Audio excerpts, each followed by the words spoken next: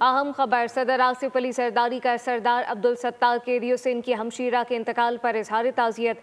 सदर मुमलिकत ने नवाब शाह में सरदार अब्दुल सत्तार केरियो की रहायशगाह पर इनकी हमशीरा के इंतकाल पर ताज़ियत की। सदर मुमलिकत ने मरहूमा के इसाले सवाब के लिए फातिहा खानी की और अहल खाना से दिली हमदर्दी का इजहार किया गया। सदर आसिफ अली सरदारी ने मरहूमा की मग़फ़िरत और बुलंदी दर्जात के लिए दुआ की। सदर मुमलिकत ने कहा कि दुख की इस घड़ी में सरदार अब्दुल सत्तार केरियो और इनकी अहल खाना के साथ बराबर के शरीक हैं।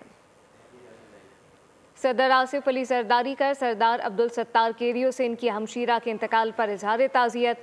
सदर मुमलिकत ने नवाब शाह में सरदार अब्दुल सत्तार केरियो की रहायशगाह पर इनकी हमशीरा के इंतकाल पर ताज़ियत की है। सदर मुमलिकत ने मरहूमा के इसाले सबाब के लिए फातिहा खानी की और अहल खाना से दिली हमदर्दी का इजहार किया गया।